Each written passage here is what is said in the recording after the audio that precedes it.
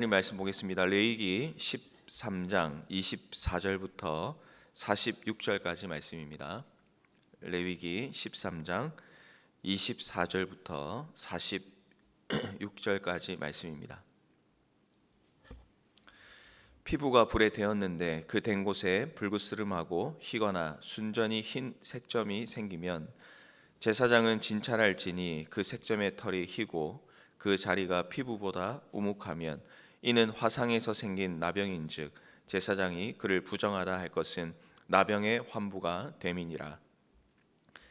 그러나 제사장이 보기에 그 색점에 흰 털이 없으며 그 자리가 피부보다 얕지 아니하고 빛이 엷으면 그는 그를 이레 동안 가두어 둘 것이며 이레 만에 제사장이 그를 진찰할지니 만일 병이 크게 피부에 퍼졌으면 그가 그를 부정하다 할 것은 나병의 환부입니다.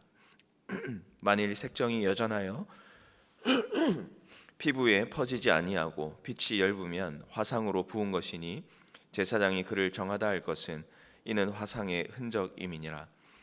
남자나 여자의 머리에나 수염에 환부가 있으면 제사장은 진찰할지니 환부가 피부보다 우묵하고 그 자리에 누르스름하고 가는 털이 있으면 그가 그를 부정하다 할 것은 이는 오민이라. 머리에나 수염에 발생한 나병임이니라.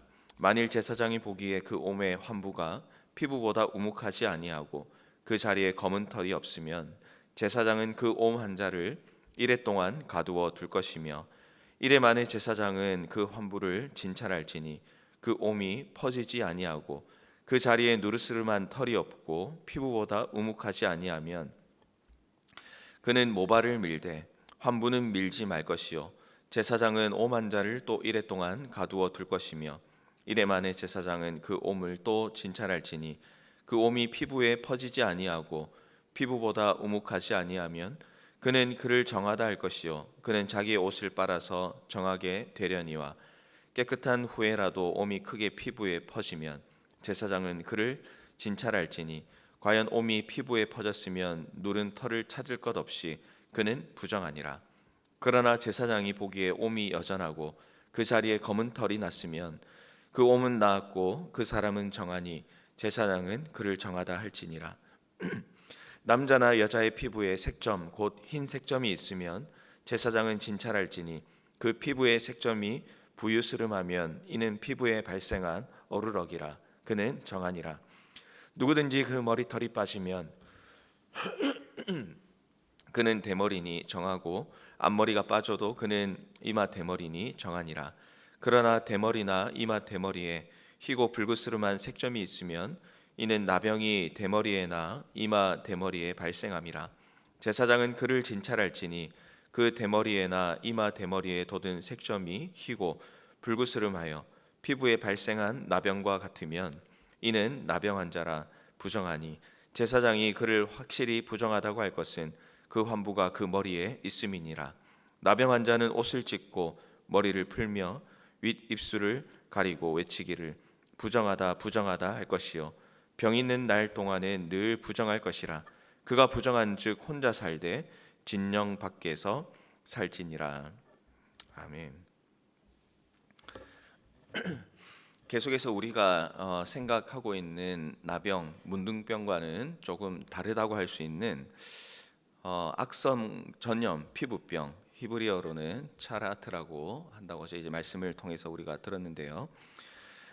그러나 이제 오늘 본문 가운데는 계속해서 나병이라고 이렇게 설명을 하고 있기 때문에 나병 질환이라는 단어로 계속 말씀을 이어가도록 하겠습니다. 나병의 진단 또 나병의 치료, 정결법에 대해서 이렇게 길게 설명하는 이유가 무엇일까 이제 생각을 해보면 이 이스라엘 안에서 나병이라는 것은 공동체의 건강 그리고 문화에 매우 큰 영향을 미쳤기 때문이라고 할 수가 있겠습니다. 얼마 전에 지금도 있습니다만 유행했던 코로나를 생각해 보면 좀 더 이해가 쉽게 될 것 같습니다. 이 코로나라는 질병이 생기고 나서 교회들이 혼란을 겪었습니다. 이제 대표적인 것이 예배의 문제였습니다. 코로나로 인해서 격리라는 이 제도와 또 조치가 이제 생겨나게 됐는데요. 교회도 이제 한 가지 결정을 했어야 했죠. 격리를 하고 거리두기를 하는 이 제도에 따르기 위해서는 반드시 이제 교회가 좀 내려놓아야 될 것이 있었습니다. 그것은 모여서 예배를 드리는 것을 이제 중지해야 하는 그런 상황이 되었던 거죠. 그런데 코로나 초반에는 현장에서 예배를 드리지 않는다라는 것이 그걸 허용하면 이것이 제대로 된 신앙인의 삶이 아닌 것 같은 그런 분위기가 있기도 했습니다. 그러다가 확산되는 코로나 상황에서 격리를 하지 않고 모임을 가지다가 집단 감염 사태가 일어나면서 교회가 또 의도치 않게 어려움을 겪는 그런 일들도 일어나게 됐었습니다. 이런 일은 또 교회에 여러 가지 또 피해를 입은 부분도 있지만 또 한 가지 긍정적이고 참 중요한 기점이 되었던 것이 무엇이냐면 이 전염병이나 또한 특수한 상황이 주어졌을 때 교회는 어떻게 대응하고 행동해야 하는가에 대한 그런 이제 논의들이 그때부터 좀 더 활발하게 이어졌던 것 같습니다. 그런데 이제 우리가 지금 계속해서 살피고 있는 이 레위기의 말씀을 묵상하다 보면 그 논의에 대한 해결책 또 그 문제를 해결할 수 있는 출발점을 발견하게 되는 것 같습니다. 가장 영적인 일을 감당하고 있는 제사장들이 나병 질환을 치료하면서 진단하고 또 판단하고 또 진단하는 것, 신비한 능력을 동원하거나 기도를 통해서 그 일들을 해결하는 것보다는 하나님께서 주신 방법과 절차대로, 그러니까 우리가 쉽게 이야기하면 상식을 통하여서 그 전염병에 대처하는 그런 모습을 발견하게 되는 것이죠. 그래서 우리가 이 세상을 살아가면서 하나님께서 주신 것이 어떤 한 부분만 있는 것이 아니라 이 모든 것을 하나님께서 우리에게 허락해 주시고 또 이렇게 주어진 자연과 또 상식과 또 여러 가지 인간적인 지식들 또한 하나님 앞에서 잘 활용하면서 살아가는 것이 우리 그리스도인의 삶이다라는 것을 이 전염병에 대처하는 이 매뉴얼들을 보면서 다시 한번 생각해 볼 수 있게 되는 것 같습니다. 이 전염병에 대하는 제사장과 이스라엘 공동체의 모습을 보면서 오늘 하나님께서는 우리에게 어떤 말씀을 주고 계신지 오늘 말씀을 통해서 함께 나누어 가기를 원합니다. 먼저 오늘 말씀을 좀 정리를 해보는 게 필요할 것 같습니다. 어떤 상황들이 있고 또 그 상황 가운데 어떤 조치가 있는지 한번 살펴보시죠. 13장 24절에서 28절의 말씀에는 우리가 이제 불에 대한 그런 상처, 그러니까 화상에 대해서 우리에게 말씀을 해주고 있습니다. 24절에서 28절은 화상이 이제 발생을 했는데 그 가운데 이 나병 질환이 발생할 수 있다는 것을 설명하고 있습니다. 이 판별 기준은 앞서 보았던 종기의 경우와 비슷합니다. 그런데 이러한 증상이 보이지 않으면 제사장은 이 사람을 일주일 동안 격리를 시키고 그리고 26절에 보니까 다시 살펴보는 그런 이제 상황이 됩니다. 만일 증상이 피부에 크게 퍼졌으면 나병 환자로 간주하여서 부정하다고 선언한다. 그리고 피부에 더 이상 퍼지지 않았으면 화상의 흔적으로 간주하고 이것은 나병이 아니기 때문에 정하다라고 그렇게 이제 선언을 한다는 것이죠. 그것이 이제 28절까지의 말씀의 내용입니다. 그리고 29절에서 37절 말씀에는 머리나 수염을 통해서 나병 환자의 상황을 판단하는 내용이 나옵니다. 머리나 수염에 누르스름하거나 또 가는 털이 나는 경우입니다. 이런 증상을 보이면 옴, 그러니까 나병 환자로 간주한다는 것이죠. 옴으로 번역된 이 단어는 구약 성경에서 여기만 나오는 단어인데 머리카락이나 털의 이상으로 검은 머리털이 노랗게 변하는 현상을 의미합니다. 만일 증상이 뚜렷하지 않으면 일주일간 격리를 시키게 됩니다.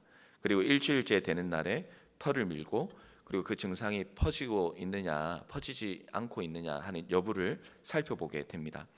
그리고 14일째 되는 날에 확인하고 더 이상 퍼지지 않았다라면 제사장은 그 사람을 향하여 정하다라고 이렇게 선언을 하는 것이죠. 그게 이제 34절에 나오는 말씀입니다. 남자나 여자의 피부에 색점이 있는 경우 그 색점이 부유스름하면 이는 단순한 피부병으로 간주하여 정하다 이렇게 선언을 한다는 것입니다. 그리고 40절에서 44절의 말씀에는 머리털이 빠지는 증상에 대해서 이야기를 합니다. 이 경우에는 나병 환자 중에 대머리나 이마에 붉고 흰 얼룩이 생기는 그런 질환입니다. 그러니까 이제 대머리 자체는 결코 부정한 것이 아니죠. 그렇지만 대머리에 붉고 흰 얼룩이 생기게 되면 그것은 악성 피부 질환으로서 부정하다라는 선언을 듣게 되는 것입니다. 역대하의 유다 왕 우시아의 경우가 이에 해당된다고 볼 수가 있을 것 같습니다. 이렇게 여러 가지 증상에 대한 설명 이후에 45절과 46절은 굉장히 이제 중요한 제사장의 조치에 대해서 설명을 하고 있습니다. 제사장의 판결 이후에 이 나병 환자에게 조치를 취하는데요. 일단 제사장에 의해서 이 사람은 나병 환자로서 부정하다라고 판정이 되면 이 나병 환자는 옷을 찢게 됩니다. 그리고 머리를 풀고 윗 입술을 가리고 부정하다 부정하다를 2번 외쳐야 합니다. 옷을 찢는다라는 것은 구약 성경에서 굉장히 슬플 때, 극도의 슬픔을 표현할 때 하는 행동이라고 할 수가 있습니다. 머리를 푸는 것도 마찬가지입니다. 이 애곡하는 그런 의식 중에 하나였고요. 그리고 윗 입술을 가리는 것은 죽은 자를 애통하는 그런 의식이었습니다.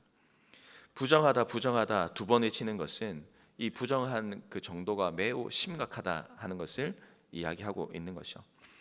어떤 의미에서 이런 행동을 통해서 부정하다는 것을 선언하는 이 사람은 애곡하고 또 장례를 하고 그리고 슬픔을 표현하는 이 모든 방식을 통해서 이 사람은 죽은 사람이나 다름없다라는 것을 선언하는 행동이었습니다. 나병 환자다라는 그 선언은 그 당사자에게는 죽음의 선언이었다라는 것입니다. 46절 말씀해 보면 이 나병 환자는 진 밖에 거주해야 됩니다. 당시의 그 상황에 의하면 공동체가 모여 있는 집 진의 밖에 홀로 살아간다라는 것은 곧 죽은 자와 마찬가지다라는 것을 보여주는 행위였습니다. 공동체와 분리되는 것은 사회적인 분리였고 동시에 성소로부터 분리된 것, 그러니까 성소로 들어갈 수 없는 그런 상황이었기 때문에 이것은 영적인 죽음이었다라고 말씀을 이해하시는 게 좋을 것 같습니다. 병이 낫지 않으면 부정하여서 성소에 들어갈 수가 없습니다. 마찬가지로 죄의 문제가 우리 가운데 있어서 우리가 정하지 않고 또 하나님과 멀어진 삶을 산다면 그것은 우리가 영적인 죽음 가운데 있는 것이다 라는 것을 생각해 볼 수가 있는 것입니다. 원래 우리는 하나님과 동행하며 하나님과 영원토록 즐거워하며 살아가는 존재였지만 죄에 잠식되어서 하나님과 멀어진 자들이었습니다. 하나님과 함께하고 공동체와 함께하는 자들이어야 했지만 죄로 인하여서 하나님과 멀어지고 하나님과 관계가 끊어진 삶을 살아가게 되었던 것입니다. 진영 밖에서 홀로 있어야 하는 자들이었습니다. 그러나 예수 그리스도의 은혜로 말미암아 우리의 죄가 씻김을 받고 치유를 받고 하나님과의 관계가 회복되는 그런 놀라운 은혜를 우리가 누리고 오늘도 경험하며 살아가고 있습니다. 그러나 오늘 말씀을 보면서 우리가 기억해야 하는 것이 무엇입니까? 이런 놀라운 은혜를 통하여 살아가는 우리들은 하나님의 은혜로 살아가는 존재이긴 하지만 여전히 우리는 죄의 흔적이 남아있는 자들이다라는 것입니다. 23절, 28절, 34절의 말씀을 보면 7일간의 격리 후에 피부에 더 이상 퍼지지 않는 흔적이 있으면 정하다, 깨끗하다라고 그렇게 선언을 합니다. 이 병으로 인하여 흔적은 있지만 이것이 퍼지지 않고 그리고 정하다 그런 선언 가운데 그 유효한 삶을 살아가면 우리들은 정한 삶을 살아갈 수가 있는 것입니다. 그런데 오늘 말씀에 이미 깨끗하다고 선언을 받는다 할지라도 추후에 다시 그 질병이 퍼져나가면 부정한 삶을 살아가게 되는 것이죠. 그래서 이스라엘 백성 하나님의 공동체는 이런 부정한 상황에 처하지 않기 위해서 무엇을 해야 됩니까? 항상 하나님 앞에서 자신의 몸을 돌보고 그리고 정한 삶을 살기 위해서 옷도 깨끗하게 빨고 또 목욕도 해야 되고 건강을 살피는 그런 일들을 했어야 하는 것이죠. 오늘 우리의 삶도 마찬가지입니다. 이 죄의 문제가 마치 이와 같습니다. 죄의 문제에서 예수 그리스도께서 우리의 죄를 짊어지시고 우리의 문제를 해결해 주셨다고 안심하면 그리고 방심하면 반드시 죄는 우리에게 영향을 미치게 되어 있습니다. 나의 삶, 나의 가정, 또 내가 살아가고 있는 사회, 또 내가 몸담고 있는 공동체, 교회 어느 곳이든지 죄는 우리에게 영향을 미치기 위해서 지금도 우리를 유혹하고 우리에게 그 검은 손을 펼치고 있다라는 것입니다. 죄의 문제는 예수님을 의지할 때만 제어할 수 있습니다. 이 죄의 유혹이 있을 때 우리는 어떻게 해야 하겠습니까? 죄에 잠식당하여 부정한 자로, 하나님과의 관계로 끊어진 상태로, 하나님과의 교제가 사라진 상태로 살아가는 것이 아니라 그 죄의 유혹이 있을 때에 나를 정하게 하시고 나의 죄의 문제를 해결해 주신 예수님의 그 구원의 은혜를 떠올리고 또 구원의 은혜를 의지하여서 이 죄의 영향력에 잠식되지 않도록 하나님만 바라보며 살아가는 그 삶이 우리의 삶에 있을 때 우리는 매일마다 우리 주님으로부터 정하다, 함께하기에 기쁘다라는 그 하나님의 음성을 들으며 우리가 살아갈 수 있게 되는 것입니다.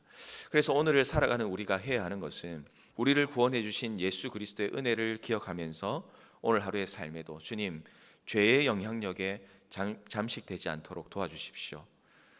회복되었던 이 나병 환자였던 제가 이 나병이 다시 재발하지 않고 하나님과 앞에서 정한 삶을 살 수 있도록 하나님 도와주십시오.